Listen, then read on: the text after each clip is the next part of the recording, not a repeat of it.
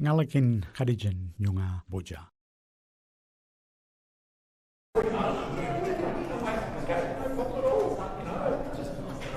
But still, the material for something that heavy would have cost a mint.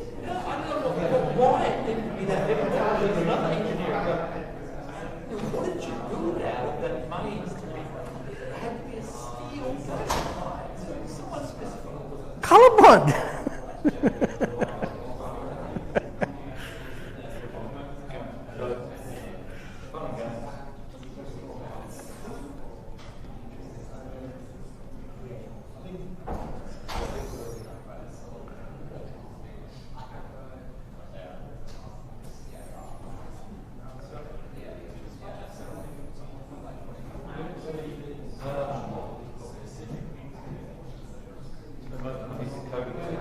What's that?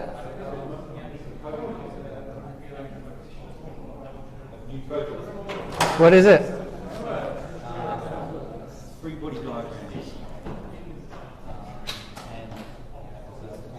The challenge thrown to me a few years ago, that I posed myself, which was Diane said, you can't fundamentally move mechanical engineering online. You've got to have paper-based tests. You know, we need to draw. Right? How can you demonstrate concepts of, for example, free body diagrams if you don't score? Draw. So I came up with my solutions. So if it works, my interface, and so you come along and you go.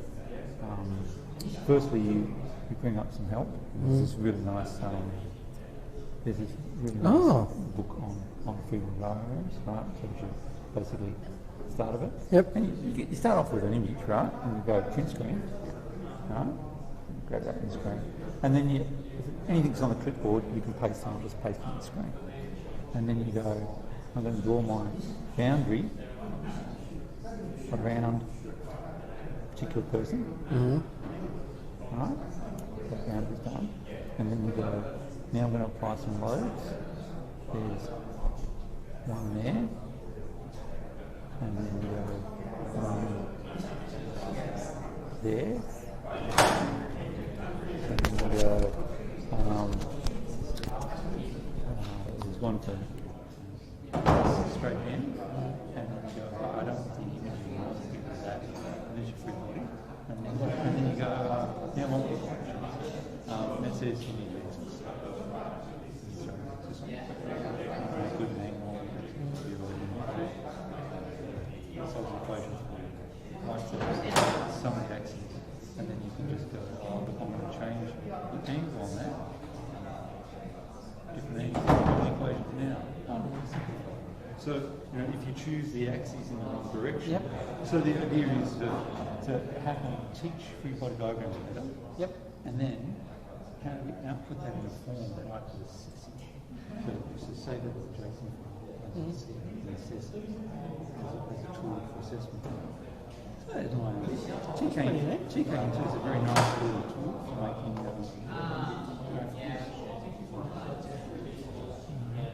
all right.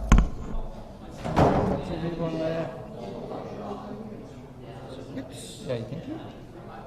Yes. Probably should check We're on the other Zoom. Yeah, we're on the other Zoom.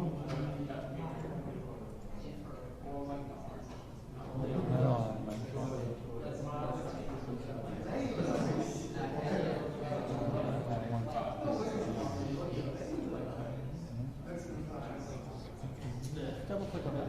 Yeah, I want to move me over to the other side. Oh, that's right. I don't have a slide. Okay.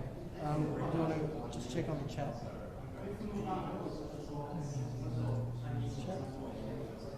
All right. They can ask if people can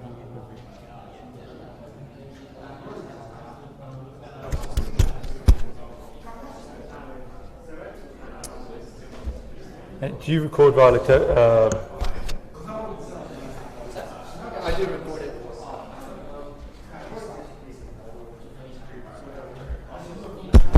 That's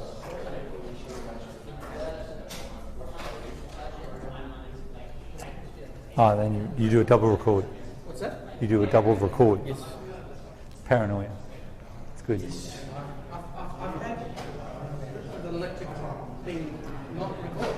I've had just video, not recorded. Yeah, no. I know that. Been there, done the dance. All right. Everything on this thing. So I've jumped on to the Q&A on LMS. Last week was a slow week. There were a couple of questions that people had asked. There are a couple that were targeted to Craig Williams. I've updated them on LMS saying, yep, I've posted them to Craig Williams. In fact, I emailed Craig Williams about 2 weeks ago. I got no response. So I've emailed him again with the set of questions and said, can you please CC you on? So he's pretty busy, but we're lucky to get a bit of his time. But continue to ask those questions and we will forward them to Craig to try and get a response. One group did actually email Craig directly. I'd really encourage you not to do that. Bypassing the process, whether it's a unit or within a company, is a really bad idea. And it's you shouldn't go to contact clients without understanding who else within your organisation is contacting those clients or those individuals, because you can find people being bombarded with email requests and then they just shut down and they just say, nah, sorry, I thought it was 1 or 2 requests, but 20 groups just emailed me. Forget it. I'm out of here. I can't help you anymore. So we certainly don't want that. And, all right. So the rest of the questions I responded to, there was a couple of good ones, but you should all be checking them. Doesn't matter whether another group asked a question. You should all be checking the Q's and the A's going up there. Otherwise, this is a Q&A session, so it's not a song and dance session, as opposed to Delucia, who did a fantastic song and dance. Thank you. So can I have a question or a discussion or a statement even?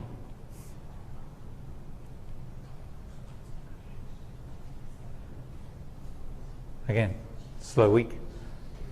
I'm expecting that there was a flurry just before the requirements document was due. That was due. Then everyone focused on doing the review. That's been done. And study break came, and everyone went, "Yeah, we've broken up for study break." And no one said, "Oh yeah, here's a question." Thank you. Question. Most computer chips that you can buy come in a commercial variant and industrial variant. Yeah. The industrial variant has a much wider temperature range. Would you suggest we use industrial variants? So the question is, should we use industrial, or might even be called in some instances mil spec, versus commercial standard parts, which are specified over a generally shorter temperature range. Generally it's about the storage and operation temperature ranges. I see no need, and the difference is those mil spec or industrial spec parts generally come at a higher price. So it would increase the price of any final design. The question is, so should you use them, should you not use them? So let me pose the question back. Would you expect the conditions required for industrial or mil spec? So if it's mainly based on a temperature range, would you expect that the equipment would experience those kind of extreme temperatures? I would assume not if the interlock system is outside the equipment, which I think is the case for most. Yeah, I think my approach would be, we're only considering indoor equipment at this point. There are some pumps and bits and pieces around the university, but I think we've said we're not considering outside equipment. That question was asked in an earlier state of the project. So if it's indoor, pretty much most rooms are air conditioned, and even if you take the extremes of Perth, what do we get down to? You know, maybe 0 overnight, 45 at the worst, and but then that's if it was lying outside. But inside, it's going to be maybe 19 to 30. Okay, so there's a pretty narrow temperature range. So I can't really think it would be justified to specify a higher end of equipment. Tighter tolerance might be required for some reasons as part of your design, but industrial spec equipment or mil spec probably isn't required, is my 2 cents. So always just look at your application and see whether you need it. Certainly if you're going to sell to the military, use mil spec.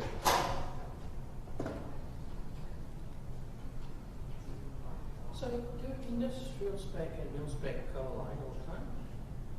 I hadn't heard the term mil spec, industrial spec. I only know about mil spec, but my guess is that But my guess is there's probably an industrial spec that is similar to a mil spec if you're just after an environment that's a little bit more extreme. But yeah, mil spec for some parts are also tighter tolerance, so they play games with equipment. So if you're a manufacturer, I teach this in the unit that I think there's no mechanical engineers here, are there? No? Okay. I teach a unit in mechanical engineering. We look at how you play games with parts, and you get 2 parts that are made, and one's some part with an A at the end of it and some part with a D at the end of it, and you look at the specs of them, and the part with the D is way tighter spec, and therefore it's going to cost you more money to buy that. And we have a discussion around, well, so did they make 2 parts? And the answer is no, they didn't make 2 parts. They made 1 part, and they just measured everyone. And then they just went through and chose the ones that had the lower offset voltage or the tighter specification, and they put them in a bin here, and they sell them for 10 times more money, right? And then you take this set over here, right, which fell out of that spec, and you put them in this bin here, and you just say, okay, the offset is guaranteed to be plus or minus this value here, and this set is guaranteed to be plus or minus. You haven't actually made 2 different products as the same product, right? But it's a classic case of big mistake when you assume a normal distribution to some part distribution that you've got, because suddenly you measure it and it's actually like a triangle. There's 0 spec in the middle for this part because the manufacturer pulled it out and put it over here and sold it at a higher price. So you've actually got like a Gaussian with a gouge dug out of the middle of it in terms of its distribution. The average is still low because you've got just as many that are low versus high, and so you can still say that the average is in the middle, but you never actually get a part that's in the middle, almost by design. So yeah, that was a bit of a tangent, but there are games you can play with parts. Cost you a lot of money to measure every part, but if you make that money back because you sell those tighter spec parts at 10 times the cost, you've made your money, so not a big deal. TikTok, other great questions. Stuff to learn. Requirements, document. Everyone wants to build something, don't they? Go for it. Question. Nice and loud. Yeah, so for the design review, does that include client feedback, or is it just feedback from engineers? So the question is for the requirements. Hang on, just for those online, so they hear. So the question was for the requirements document. Do you need for the design review? Do you need client feedback? Yeah. So do you need client feedback versus just technical engineering feedback? Okay. So for your design review, we need? I'm saying no because it will drive Adrian mad. So for your meeting, I'm saying no because it would drive Adrian mad to have to sit through 26 meetings this week, next week. But generally, yes, there is a client involved in that design review meeting. It makes sense there is, and you'd prefer there to be a client in that design review. You just want to clone me, which I don't think anyone wants more than one of me. You ask Karen that? Yeah. I guarantee she doesn't want more of one of me. Go on.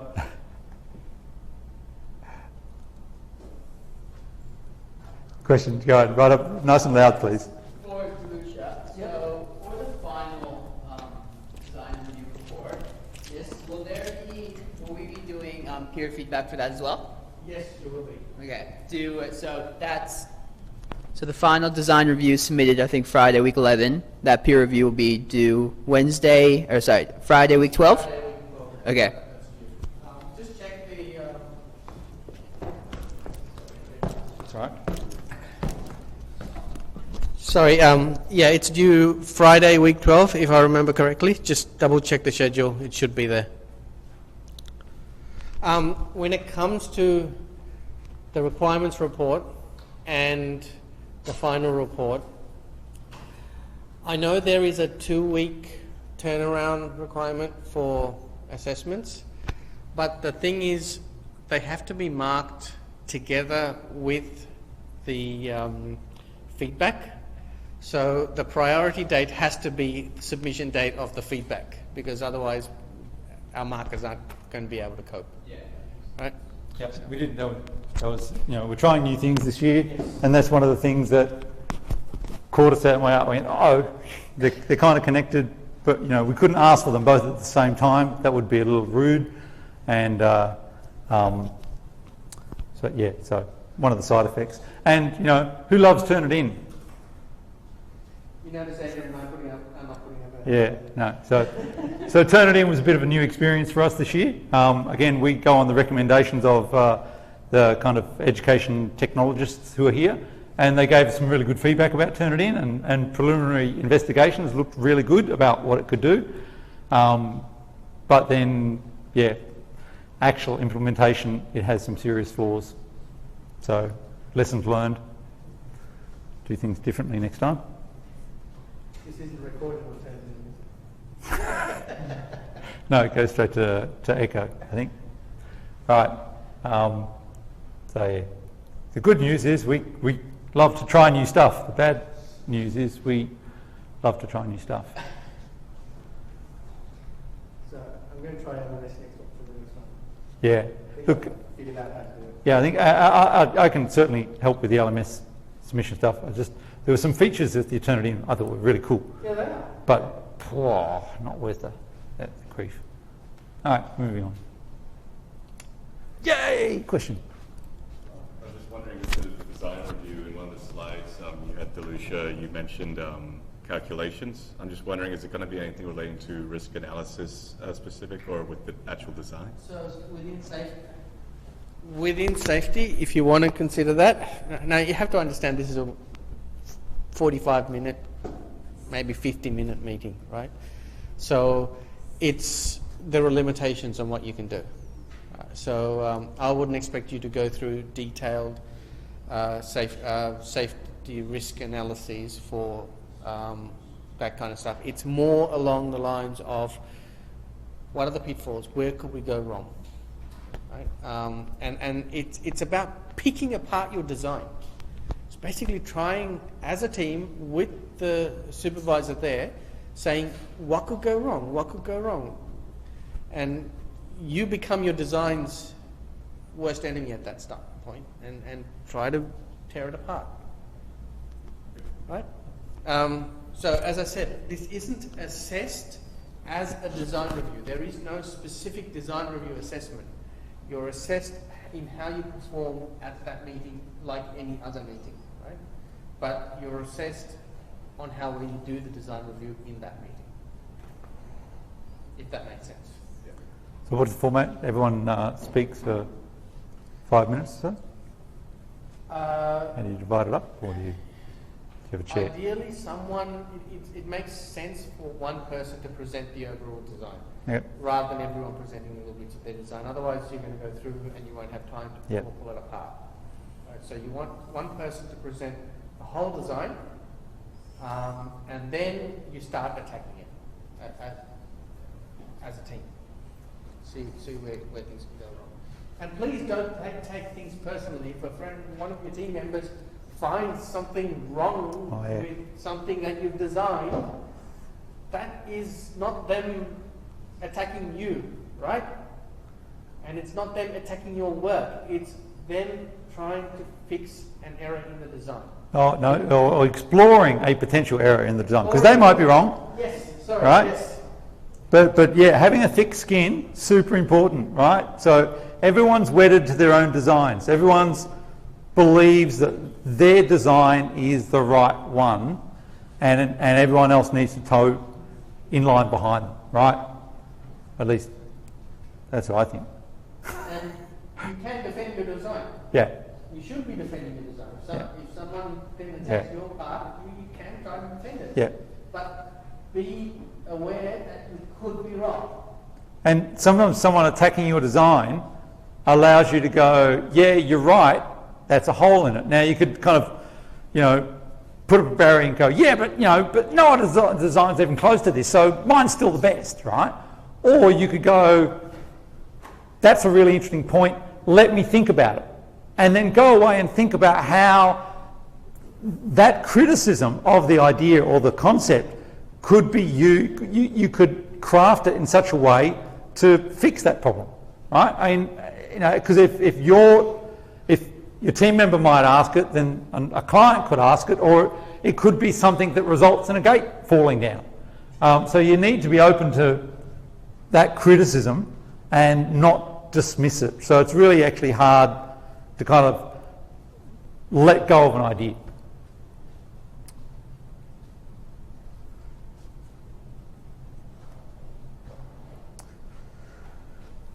It actually is. It's a very difficult. This unit is incredibly difficult, hard to teach. I think it's because there's no way to, you can have all the assessment bits that you're teaching, you're using to assess. The question is, are you actually learning it, right? And that's the real question. And the nice thing about this unit is it's an opportunity to at least explore that design in teams. And Delusha and I are constantly part of design reviews. Probably once a month we're sitting in a design review of our own teams, and not associated with this project, but associated with our research, and throwing in ideas. And there's just no one wants silence in those rooms. Everyone wants a really healthy discussion, so you can pick holes in all the ideas. So please make sure you kind of embrace it for what it is. It's a experience of actual engineering, looking at the designs and looking at how it could be improved or what holes there might be. And I've had plenty of my designs pulled apart by clients, right? So I don't expect anyone of you to be here. So don't worry about it. Just you'll work all there to achieve one outcome. It's a good design.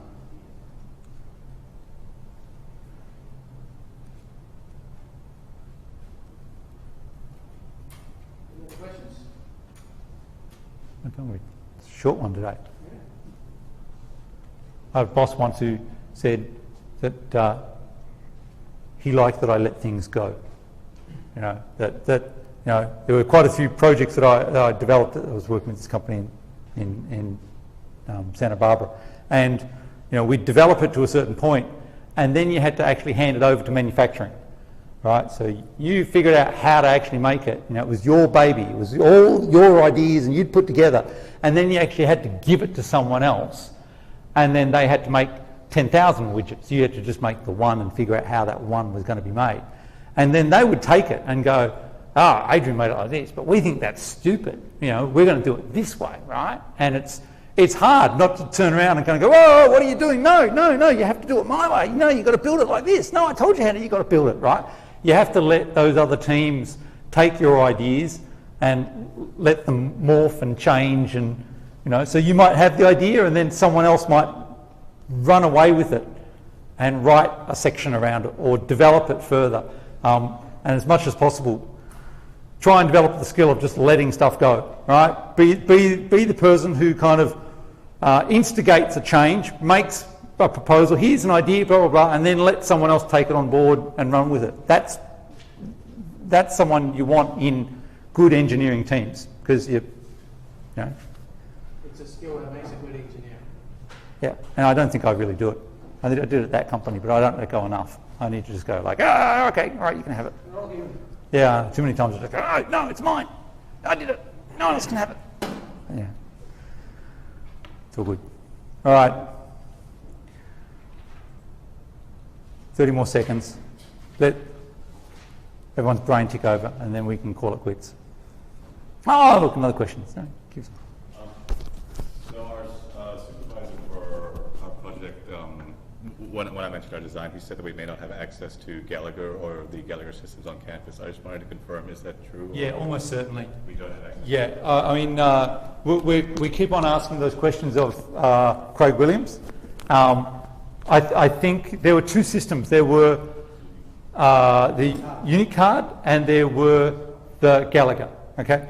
I think what Craig said, and correct me if I'm wrong, because Delucia heard, I think he said there's an exposed API that you could use in order to get access to that information, right? So, as far as I'm concerned, there's no difference between using an API to talk to Google and talk to a spreadsheet or a hard drive or a Google Mail. You go on, you get you validate, put your passwords in, you get a token back, you store the token locally, you go away and you do some transactions and get the information. I mean, doesn't matter. You know how to talk to an API there, you can talk to the Gallagher API, right? So I don't think it's a level that you should worry about drilling down to too much. It's the same thing about, you're not making printed circuit boards. You need to think about how the designs might be made and what issues, and maybe there's issues about long-term disposal and of those assets and how you're going to do that environment. I don't know what you're going to consider, but you're not drilling down to actually, are we using surface mount resistors on this board or axial through holes? Who cares, right? So I think to some degree, actually accessing the Gallagher system isn't required.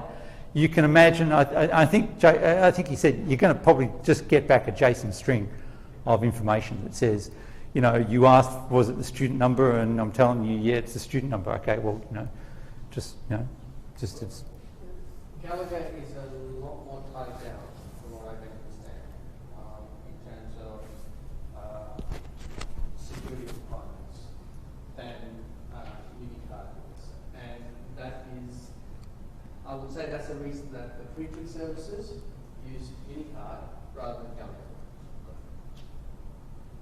The way I sort of understood it is, Craig was saying that we have to pay the licensing if we wanted our product to be put to market publicly. But as long as we're only producing this and we're employed by the uni to produce this product, we have access to the uni's existing licenses. You do have access to the API. You can get access to the API if the people holding Gallagher at UWA give you access.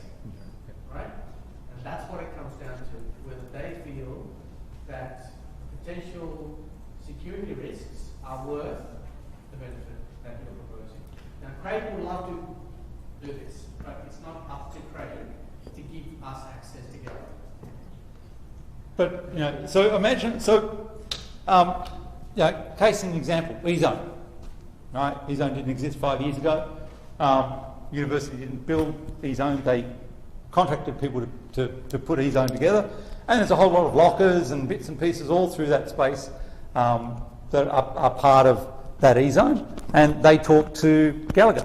So there would have been a third-party vendor. The university would have gone and said, hey, we want some electronically controlled lockers. Yeah, we've got some electronically controlled lockers. You know, we can deploy them for you. Okay, well, we run a Gallagher system here. We want you to integrate with that system, right? Okay, yeah, we can do that. What kind of interface you got? Oh, some kind of API? Yeah, we can do that. Okay.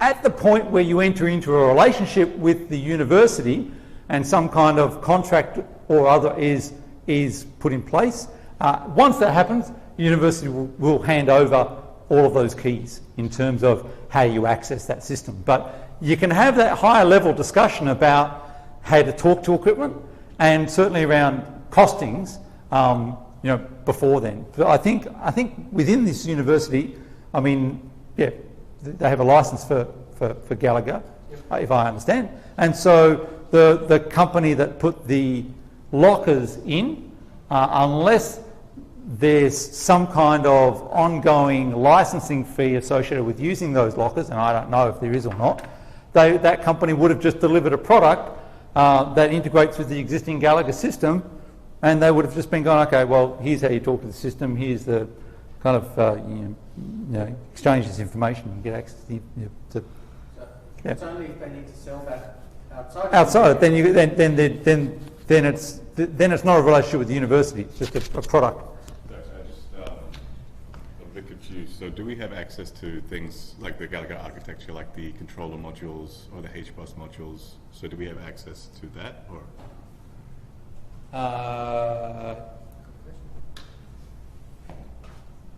Put it in the Q&A, and I'll throw it over to Craig. So that's the level I haven't drilled down to.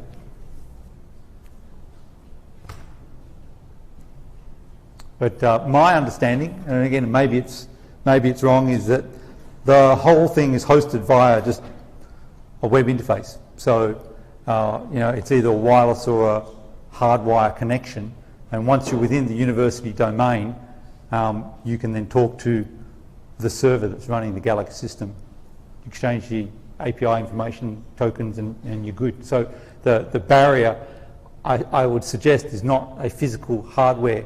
It's just getting onto the UWA network, and then once you're on, talking to the Gallagher system. So there's that two-stage verification, getting onto that UWA system and then talking to the Gallagher system. So, but flick the email, not an email, flick it onto the Q&A on LMS, and then we'll pose it to Craig.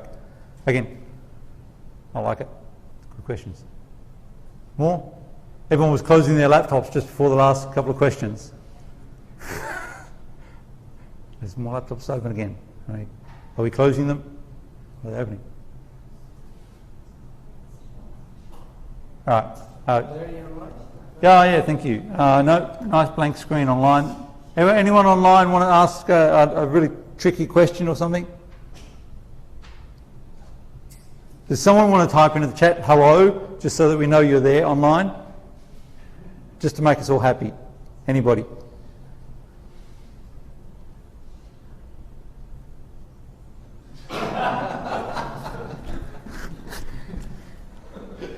Okay, that's the best song and dance I can do. Hello. YouTube or something,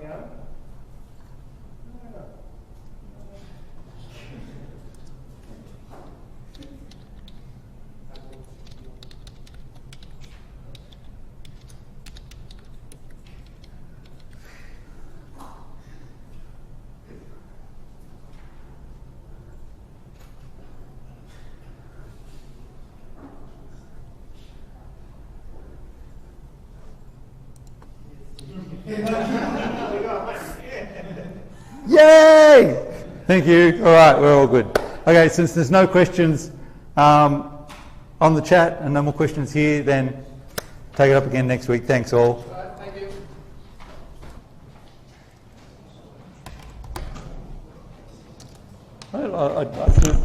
Your case study was very nice. I like that. It's a classic. Yeah. Classic. Oh my goodness. strangely enough, our gates broke at home, so I can't get out of the house. And I have to jump the fence to get in, so you can't get out. So once we're in the house, we have to keep the gate chopped open, because the inside barrel is broken. Your place there's a gate at the back. No, it's got to be fun. Yeah,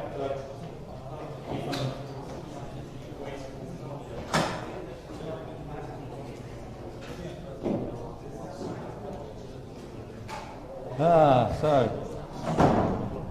figure out how to make nice generic interface.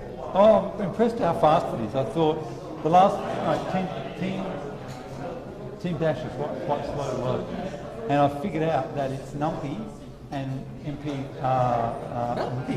and it takes 1.5 seconds to load, and Matplotlib takes 2.5 seconds to load. That's only less than 5 seconds. Yeah, but that's on this machine, right?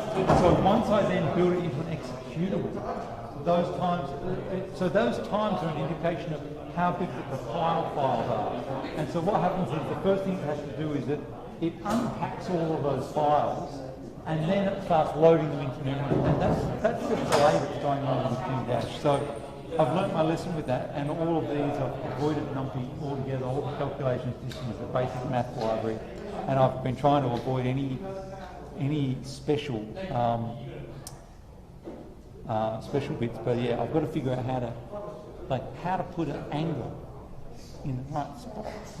Putting the theta equals blah blah blah. But I need to figure out when you put something down, like where should it drop the label?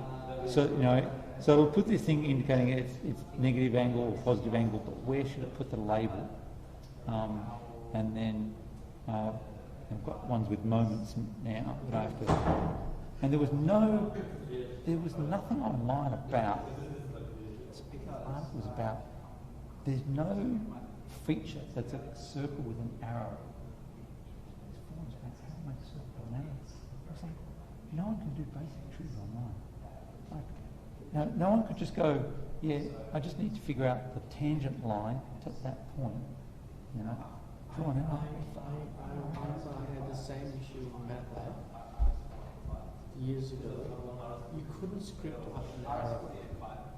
There was no. You could not programmatically put an arrow in a MATLAB plot. Right, so you had to actually make your own arrow. I had to make my own arrow. Yeah. And it looked horrible because it wasn't this. Yeah, just a line with 2 sticks in the middle. Right? Because MATLAB has this beautiful arrow that you can click the arrow button and you can draw it, right? Yeah. It's perfectly beautiful. But you just could not get it to do it programmatically. And so. This has been a big adventure about learning about classes. I thought, I'll just use some classes. I know nothing about classes. Are you invoking one instance of each one in what do you call it? Are you invoking multiple instances? There's no objects at all in Team Dash. Oh, but it's not. Everything is one. Everything's an object. But moments at least. But it's I just have dictionaries with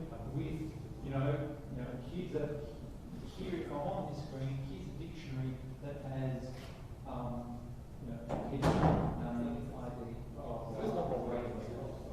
so that's just a dictionary entry, and this class consists of these numbers of people in dictionaries. So I just make dictionaries of dictionaries, and then just go, okay, so search for this particular person. If they're in this list, then show the headshot and everything on the screen.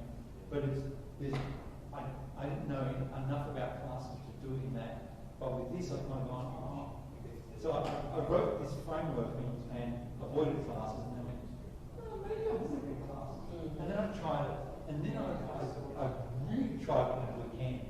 And found that a whole lot of functions, like all this code that I've done, reduced down to this That's why you use Okay, classes. that's really clever because, you know, and now I'm trying to figure out class inheritance, and now I'm getting a little bit stuck. Yeah, It's funny, I learned classes while at MRX, or properly learned while at MRX, writing a train simulator. So I went over there, Jim says, he gives me the weirdest interview, where it felt like I was interviewing him. And then he basically says, no worries, this is a job. I want you to first house. Sounds like fun. You realize everything I've done is programming. But now, can I ask a question? Did a train simulator exist and you were equipment into it, or they wanted one from scratch? I had to go from scratch. But one existed. It was in Fortran. It was 30 years old. Yeah, okay. So you knew what it had to be, Yes. and then so if they specifically wanted it in, They wanted it in C. they wanted it in C. C++. Right, okay, so they wanted C++. Yeah, in Microsoft Visual. I can pass you down to that anyway. I know. I don't think you use any of that. Yeah, but the point of C++ is the objects. Yeah, well, I mean, I learned for the first time how to do what I wrote up as called overloading as a function. So, once I